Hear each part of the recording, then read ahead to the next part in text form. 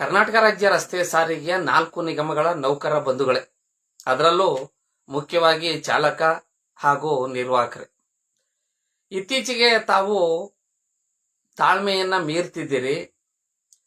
ದಯವಿಟ್ಟು ಕರ್ತವ್ಯ ನಿರ್ವಹಿಸುವ ಜಾಗದಲ್ಲಿ ತಾಳ್ಮೆ ಮತ್ತು ವ್ಯವಧಾನವನ್ನ ಕಲ್ತ್ಕೊಳ್ಳಿ. ಕೈ ಮತ್ತು ಬಾಯಿಗಳನ್ನ ಶುದ್ಧವಾಗಿಟ್ಕೊಳ್ಳಿ.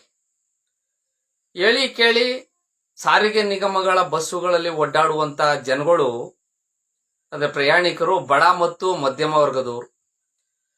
ಶ್ರೀಮಂತರಿಗೇನು ಒತ್ತಡ ಇರುವುದಿಲ್ಲ, ಅವರು ಬರುವುದು ಆದಾಯ ಬರ್ತಾ ಇರ್ತದೆ, ಅವ್ರ ಪಾಡ್ಗೆ ಅವ್ರು ಇರ್ತಾರೆ. ಆದ್ರೆ ಈ ಬಡ ಮತ್ತು ಮಧ್ಯಮ ವರ್ಗದ ಜನ ಇದಾರಲ್ಲ, ಬಡವ ಮಧ್ಯಮ ವರ್ಗಕ್ಕೆ ಹೋಗೋದಿಕ್ಕೆ, ಮಧ್ಯಮ ವರ್ಗದವನು ಶ್ರೀಮಂತನ ಆಗೋದಿಕ್ಕೆ ಅತಿ ಹೆಚ್ಚಿನ ಒತ್ತಡದಲ್ಲಿ ಅವರು ಕೆಲಸ ಕಾರ್ಯಗಳನ್ನ ನಿರ್ವಹಿಸ್ತಾ ಇರ್ತಾರೆ. ಅದೇ ರೀತಿ ಬಸ್ಗಳಲ್ಲಿ ಬರೋರು, ಒಬ್ಬ ಹೆಂಡತಿ ತಾವು ಜಗಳ ಆಡ್ಕೊ ಬಂದಿರ್ತಾನೆ, ಇನ್ನೊಬ್ಳು ಮಹಿಳೆ ಗಂಡನ್ ತಾವ್ ಜಗಳ ಆಡ್ಕೊ ಬಂದಿರ್ತಾನೆ, ಹುಡುಗ ಹುಡುಗಿ ತಾವ್ ಜಗಳ ಆಡಿರ್ತಾರೆ, ಇನ್ನೇನೋ ಹಲವಾರು ಸಮಸ್ಯೆಗಳಿಂದ ಬಸ್ಸಿಗೆ ಬಂದಿರ್ತಾರೆ. ಸ್ವಲ್ಪ ತಾಳ್ಮೆ ಮೀರಿ ಮಾತಾಡ್ತಾರೆ. ಆಗ ದಯವಿಟ್ಟು ತಾವು ದುಡುಕ್ಬೇಡಿ. ಅದರಲ್ಲೂ ಈ ಶಕ್ತಿ ಯೋಜನೆ ಬಂದ ಮೇಲಂತೂ ದಿನಕ್ಕೆ ಒಂದಲ್ಲ ಒಂದು. ಈಗ ಮೊನ್ನೆ ಯಾರೋ ಭಿಕ್ಷುಕನನ್ನ ಒದ್ಬಿಟ್ಟ,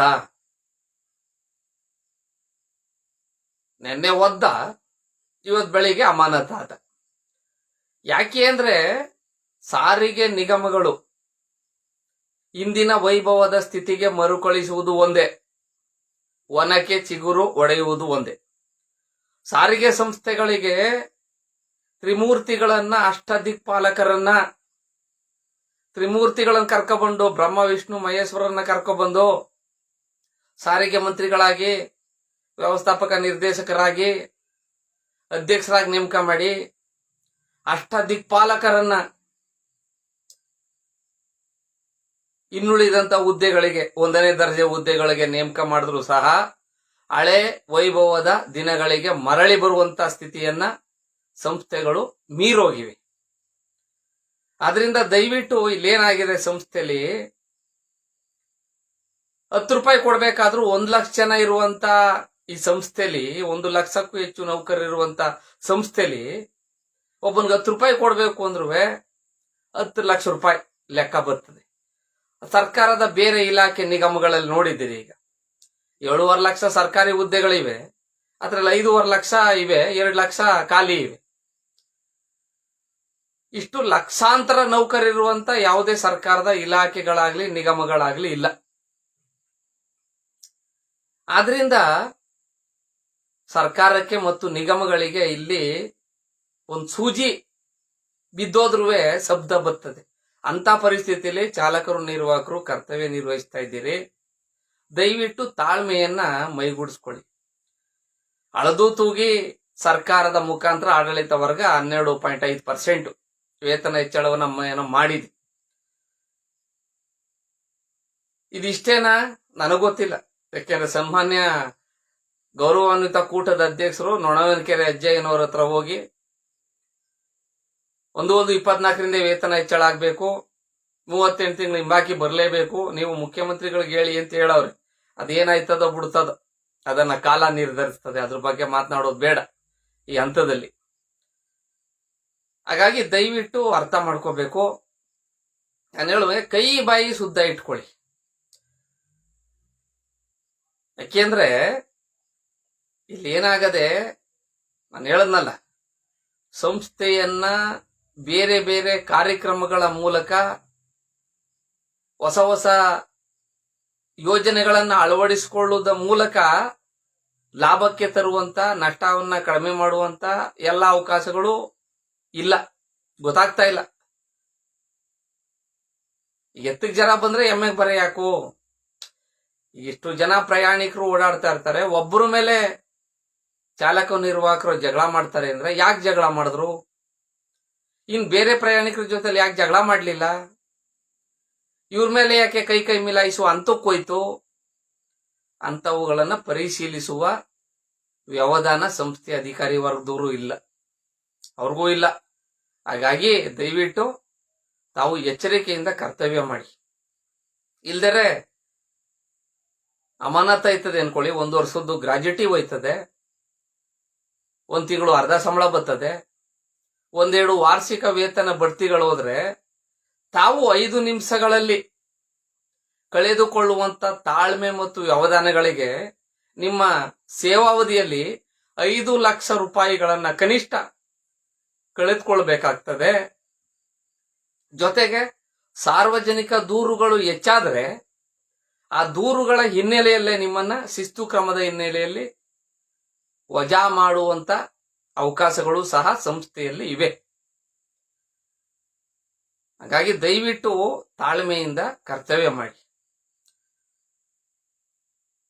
ಏನೇನು ಆಗುವುದಿಲ್ಲ, ಹೇಳಿದ್ವಲ್ಲ, ಚಾಲಕ ನಿರ್ವಾಹಕರಷ್ಟು ಸಂಸ್ಥೆಯಲ್ಲೇನಾದ್ರೂ ಇನ್ನುಳಿದಂತ ಅಧಿಕಾರಿ ವರ್ಗದವರು, ಆಡಳಿತ ವರ್ಗದವರು ಸಂಸ್ಥೆ ಬಗ್ಗೆ ಹೆಚ್ಚಿನ ಒತ್ತಡದಿಂದ ಕರ್ತವ್ಯ ನಿರ್ವಹಿಸಿದ್ರೆ ಸಂಸ್ಥೆಗಳು ಎಲ್ಲಿಗೂ ಹೊಂಟೋಗಿರುವ. ಲಂಡನ್ ಸಾರಿಗೆ ಪ್ರಪಂಚದಲ್ಲಿ 1ನೇ ಸ್ಥಾನದಲ್ಲಿ ಇದೆ. ಆ 1ನೇ ಸ್ಥಾನಕ್ಕೆ ಕರ್ನಾಟಕ ರಾಜ್ಯ ರಸ್ತೆ ಸಾರಿಗೆಯ 4 ನಿಗಮಗಳು ಹೋಗ್ತಿದ್ದು. ಈಗ ನಾನು ಹೇಳ್ತಾ ಇದ್ನಲ್ಲ, 10-15 ವರ್ಷಗಳ ಹಿಂದೆ ಅಂದ್ರೆ ನಷ್ಟ ಇಲ್ಲದೆ ಲಾಭ ನಡೀತಿದ್ವಲ್ಲ ಸಂಸ್ಥೆಗಳು, ಆ ಮಟ್ಟಕ್ಕೆ ಹೋಗುವುದು ಒಂದೇ, ವನಕ್ಕೆ ಚಿಗುರು ಹೊಡೆಯುವುದು ಒಂದೇ. ಆ ನಿಟ್ಟಿನಲ್ಲಿ ದಯವಿಟ್ಟು ಮತ್ತೊಮ್ಮೆ ಹೇಳ್ತೀನಿ, ತಾಳ್ಮೆ ಕಳ್ಕೋಬೇಡಿ. ನಿಮ್ಗೆ 1 ರೂಪಾಯಿ ಜಾಸ್ತಿ ಆಗ್ತಾ ಆಗ್ತಾ ಹೋಗ್ತಿದ್ದಂಗೆ ವೇತನ, ಮತ್ತೊಂದು ಮಗದೊಂದು ಸವಲತ್ತು, ನಿಮ್ಮ ಮೇಲೆ ಶಿಸ್ತು ಕ್ರಮಗಳು, ಆಪಾದನ ಪತ್ರಗಳು, ಸಾರಥಿ ಮೆಮೊಗಳು, ತನಿಖಾಧಿಕಾರಿಗಳ ಮೆಮೊಗಳು ಇವು ಜಾಸ್ತಿ ಆಗ್ತಾ ಇರ್ತವೆ. ಹಾಗಾಗಿ ದಯವಿಟ್ಟು ತಾಳ್ಮೆ ಮತ್ತು ವ್ಯವಧಾನ. ಈಗ ನೋಡಿ, ಮೊನ್ನೆ ವೇತನ ಹೆಚ್ಚಳ ಆಯ್ತು. ಕಳೆದ ಬಾರಿ ಮುಷ್ಕರದ ಅವಧಿಯಲ್ಲಿ ಕಾನೂನು ಬಾಹಿರ ಮುಷ್ಕರ ಅಂತೇಳಿ ಕಾನೂನು ಬಾಹಿರವಾಗಿ ವಜಾ ಮಾಡ್ದ, ನನ್ನನ್ನು ಒಳಗೊಂಡಂತೆ ಸುಮಾರು 300 ಚಿಲ್ಲರೆ ನೌಕರಿದ್ದೀವಿ ಅಂತ ಕಾಣ್ತೀವಿ ನಾವು. 1 ರೂಪಾಯಿ ವೇತನ ಹೆಚ್ಚಳ ಆಗ್ಲಿಲ್ಲ. ನ್ಯಾಯಾಂಗದ ಮೇಲೆ ನಮ್ಗೆ ನಂಬಿಕೆ ಇದೆ, ಬರ್ತದೆ. ನ್ಯಾಯ ಅಷ್ಟೋ ಇಷ್ಟೋ ಉಳಿದಿರೋದಕ್ಕೆ ಈಗಲೂ ಕಾಲಕ್ಕೆ ಸ್ವಲ್ಪ ಹೆಚ್ಚು ಕಡಿಮೆ ಮಳೆ ಬೆಳೆ ಆಗ್ತಾ ಇದೆ. ಭರವಸೆ ಇಡಿ, ಇಲ್ದರೆ ಕೆಲಸವನ್ನ ಕಳೆದುಕೊಳ್ಬೇಕಾಗ್ತದೆ.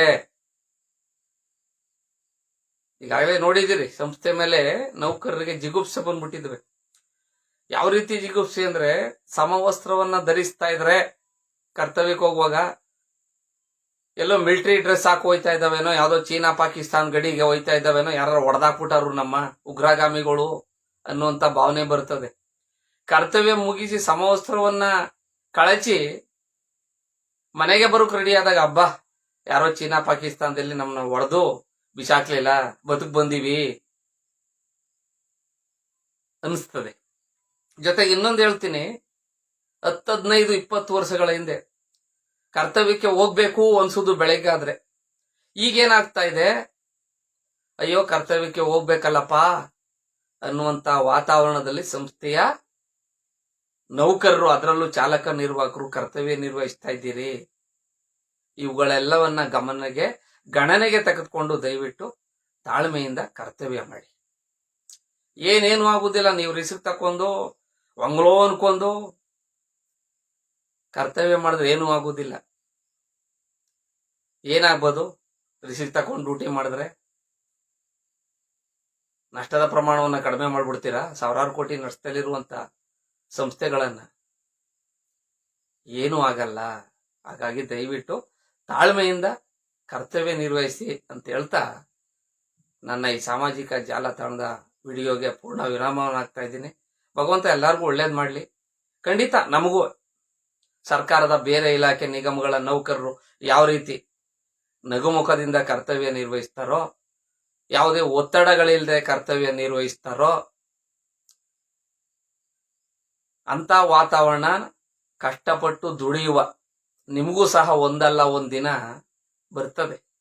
ಅಲ್ಲಿಯ ತನಕ ಸಂಸ್ಥೆಯಲ್ಲಿ ತಾಳ್ಮೆಯಿಂದ ಇರಬೇಕು. ಈಗಾಗಲೇ ನೋಡಿದಿರಿ, ಹಿಂದೆ ಇದ್ದಂತ ಈಗಿನ ಬೆಂಗಳೂರು ಗ್ರಾಮಾಂತರ ಲೋಕಸಭಾ ಕ್ಷೇತ್ರದ ಸದಸ್ಯರು ಹೇಳ್ತಿದ್ರು, ಸಾರಿಗೆ ಸಂಸ್ಥೆ ಚಾಲಕ ನಿರ್ವಾಹಕರಿಗೆ ಸರ್ಕಾರದ ಬೇರೆ ಎಲ್ಲ ಇಲಾಖೆ ನಿಗಮಗಳ ನೌಕರಿಗಿಂತ ಹೆಚ್ಚಿನ ಹೃದಯ ಸಂಬಂಧಿತ ಸಮಸ್ಯೆ, ರಕ್ತದೊತ್ತಡ ಇವುಗಳಲ್ಲಿ ಕರ್ತವ್ಯ ನಿರ್ವಹಿಸ್ತಾವ್ರೆ ಅಂತ ಈಗ ನೋಡಿದ್ದೀರಿ. ಸಾರಿಗೆ ಸಂಸ್ಥೆ ನೌಕರರಿಗಿಂತ ಯಾವುದೇ ಇಲಾಖೆಯಲ್ಲೂ ಹೃದಯಾಘಾತಗಳು ಜಾಸ್ತಿ ಇಲ್ಲ. ಮೊದಲನೇ ಸ್ಥಾನದಲ್ಲೇ ಸಾರಿಗೆ ನಿಗಮಗಳ ನೌಕರರಿದ್ದೀರಿ ಅಂದ್ರೆ ಎಷ್ಟು ಒತ್ತಡದಲ್ಲಿ ಕರ್ತವ್ಯ ನಿರ್ವಹಿಸ್ತಾ ಇದ್ದೀರಿ ಅದನ್ನ ದಯವಿಟ್ಟು ಅರ್ಥ ಮಾಡ್ಕೊಳ್ಳಿ. ನಾವು ಚೆನ್ನಾಗಿದ್ರೆ ನಮ್ಮ ಕುಟುಂಬ, ನಮ್ಮ ಜೀವನ, ನಮ್ಮ ಬದುಕು, ನಮ್ಮ ಮಕ್ಕಳು, ನಮ್ಮ ಸಂಸಾರ. ನಾವು ಇಲ್ಲದೇ ರೂಢಿಸಿರ್ತಕ್ಕೊಂದು ಒತ್ತಡದಲ್ಲಿ ಕರ್ತವ್ಯ ನಿರ್ವಹಿಸಿ ಈ ದೇಹಕ್ಕೆ ಏನಾದ್ರೂ ಆದ್ರೆ ಆ ಕುಟುಂಬಗಳಿಗೆ ಹೊಣೆ ಯಾರು? ಇವೆಲ್ಲವನ್ನ ಯೋಚನೆ ಮಾಡಿ ದಯವಿಟ್ಟು ಕರ್ತವ್ಯ ನಿರ್ವಹಿಸುವಾಗ ನಾವು ಇಲ್ಲಿ 5 ನಿಮಿಷಕ್ಕೆ ಕೋಪದ ಕೈಗೆ ಬುದ್ಧಿ ಕೊಟ್ಬಿಟ್ಟು ಏನೇನೋ ಮಾತನಾಡೋದು ಬೇಡ. ಅದು ಶಿಸ್ತು ಕ್ರಮಗಂಟ ಹೋಗೋದು ಬೇಡ. ನಮ್ಮನ್ನ ನಂಬ್ಕೊಂಡು ನಮ್ಮ ಸಂಸಾರ, ನಮ್ಮ ಕುಟುಂಬ, ನಮ್ಮ ಮಕ್ಕಳಿದ್ದಾರೆ